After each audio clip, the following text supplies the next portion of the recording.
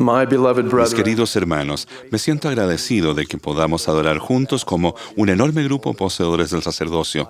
Los quiero y admiro por su dignidad y la influencia para bien que tienen en el mundo.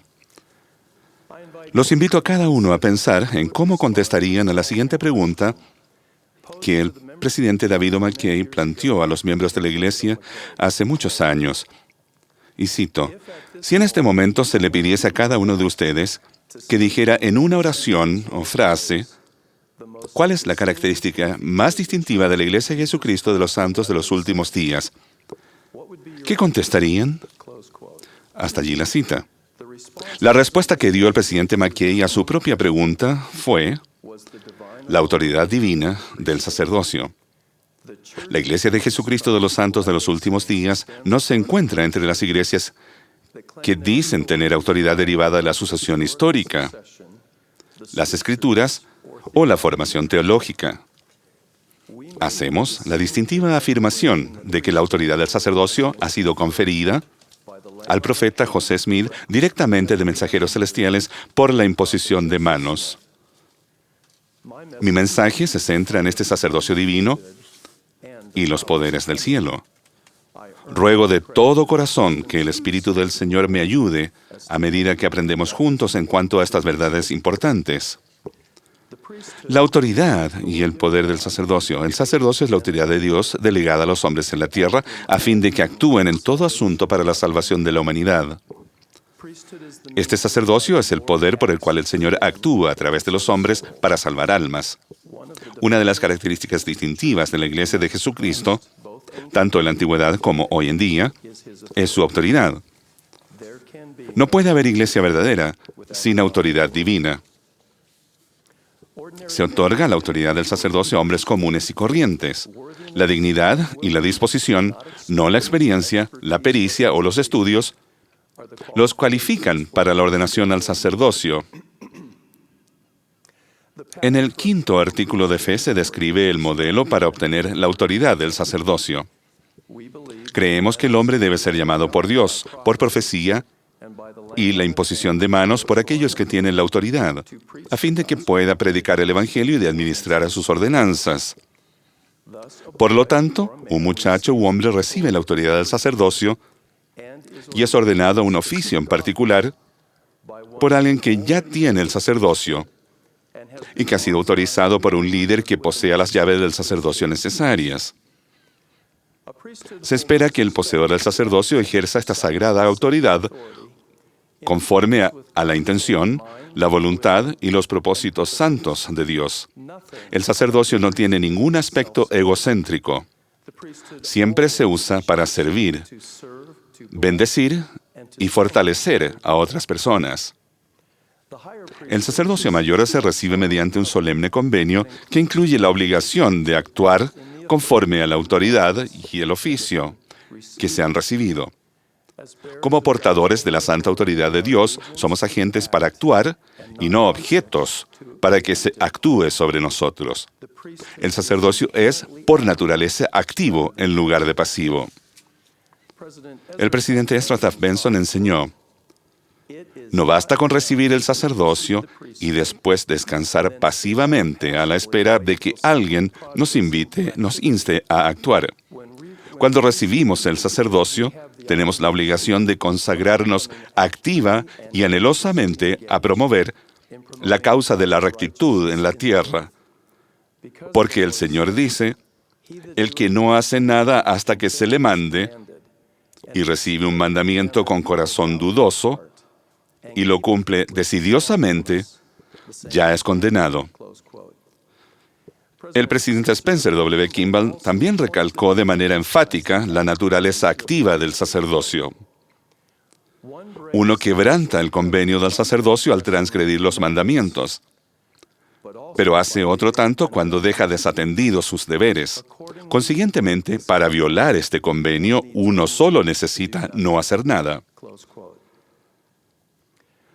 Cuando hacemos cuanto podemos por cumplir nuestras responsabilidades del sacerdocio, somos bendecidos con el poder del mismo. El poder del sacerdocio es el poder de Dios, que obra por medio de hombres y muchachos como nosotros y requiere rectitud personal, fidelidad, obediencia y diligencia.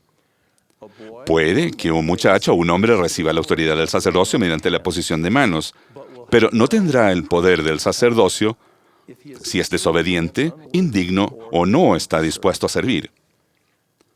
Los derechos del sacerdocio están inseparablemente unidos a los poderes del cielo, y estos no pueden ser gobernados ni manejados sino conforme a los principios de la rectitud.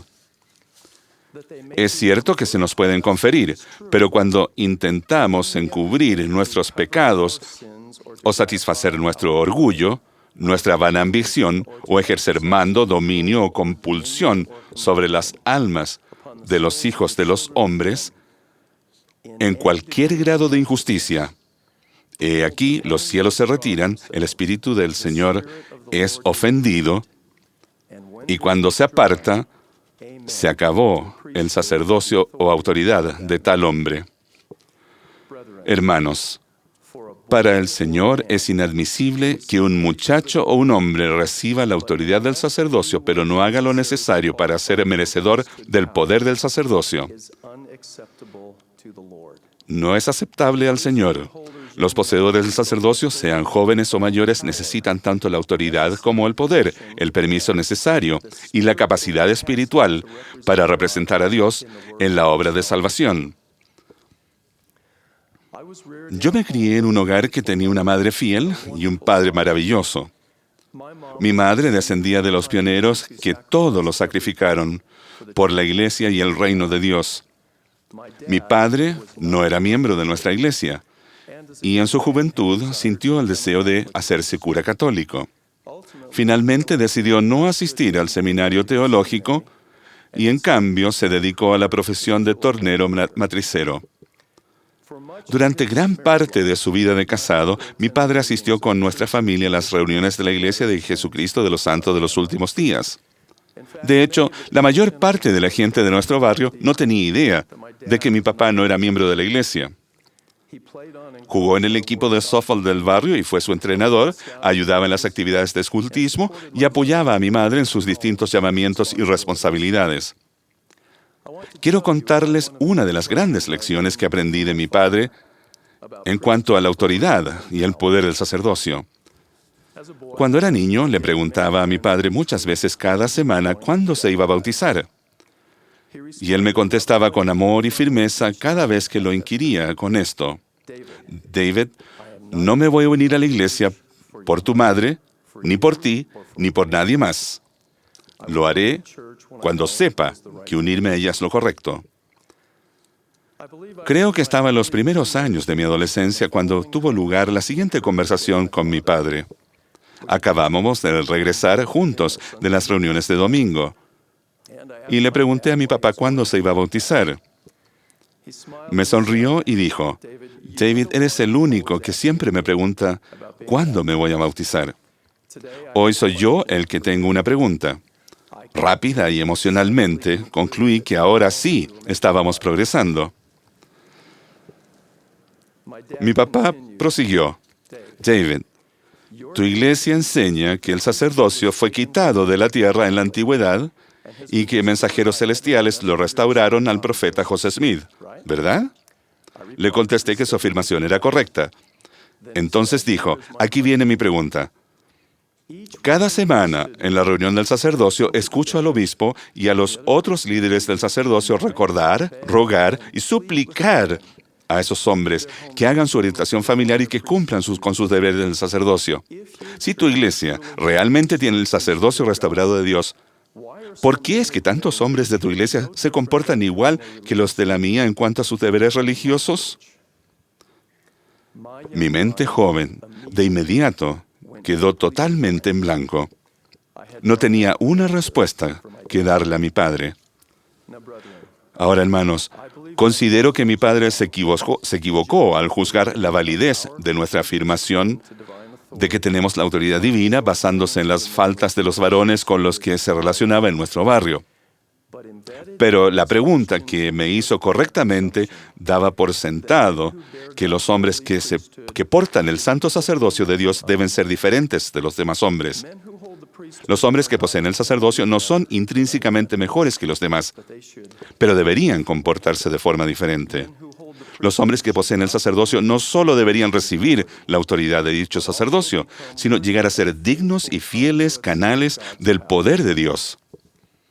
Sed limpios los que lleváis los vasos del Señor. Nunca he olvidado las lecciones acerca de la autoridad y el poder del sacerdocio que aprendí de mi padre. Un hombre bueno, que no era de nuestra religión, y que esperaba más de los hombres que decían portar el sacerdocio de Dios. Aquella conversación de domingo por la tarde que tuve hace muchos años con mi papá, inculcó en mí el deseo de ser un buen muchacho. No quería dar un mal ejemplo o ser una piedra de tropiezo en el progreso de mi padre al aprender acerca del Evangelio restaurado. Sencillamente quería ser un buen muchacho. El Señor necesita que todos los que portamos su autoridad seamos honorables, virtuosos y buenos muchachos en todo momento y en todo lugar. Tal vez les interese saber que unos años después mi padre se bautizó y en el momento oportuno tuve la oportunidad de conferirle el sacerdocio arónico y el sacerdocio de Melquisedec. Una de las grandes experiencias de mi vida fue observar a mi padre recibir la autoridad y, en última instancia, el poder del sacerdocio. Comparto con ustedes esta clara lección que aprendí de mi padre a fin de recalcar una verdad sencilla. Recibir la autoridad del sacerdocio por la imposición de manos es un comienzo importante, pero no es suficiente. La ordenación confiere autoridad, pero se exige rectitud para actuar con poder al esforzarnos por elevar almas, enseñar y testificar, bendecir y aconsejar y avanzar la obra de salvación.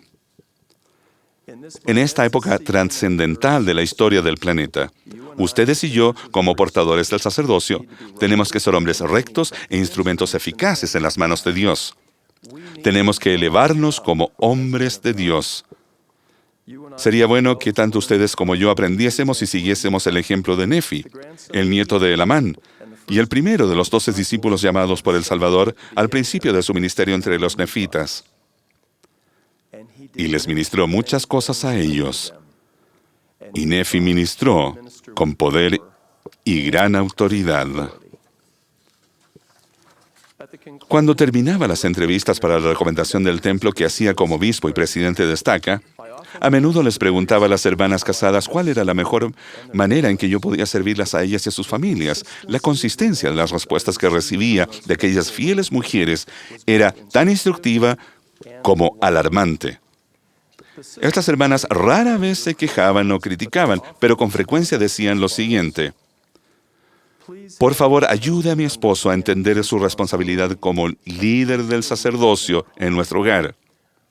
No me molesta tomar la iniciativa en el estudio de las Escrituras, la oración familiar y la noche de hogar, y pienso seguir haciéndolo. Pero me gustaría que mi marido fuera un compañero igual y que brindara el fuerte liderazgo del sacerdocio que solo él puede ofrecer. Por favor, ayude a mi esposo a entender cómo llegar a ser un patriarca y líder del sacerdocio que preside y protege en nuestro hogar. A menudo reflexiono en cuanto a la sinceridad de esas hermanas y lo que pedían. Hoy en día, los líderes del sacerdocio escuchan inquietudes semejantes, ya que muchas esposas imploran que sus maridos no tengan solo la autoridad, sino también el poder del sacerdocio. Anhelan estar unidas con el mismo yugo a un esposo fiel y compañero del sacerdocio en la labor de establecer un hogar que se centre en Cristo y en el Evangelio. Hermanos, les prometo que si ustedes y yo reflexionamos con espíritu de oración en cuanto a las súplicas de esas hermanas, el Espíritu Santo nos ayudará a vernos como realmente somos y a reconocer qué cosas tenemos que cambiar y mejorar. El momento de actuar, hermanos, es ahora. En esta ocasión deseo reiterar las enseñanzas del presidente Thomas S. Monson, quien nos ha invitado a ser ejemplos de rectitud como poseedores del sacerdocio. Nos ha recordado repetidas veces que estamos haciendo las cosas del Señor y que tenemos derecho a recibir su ayuda en base a nuestra dignidad. Ustedes y yo poseemos una autoridad del sacerdocio que mensajeros celestiales.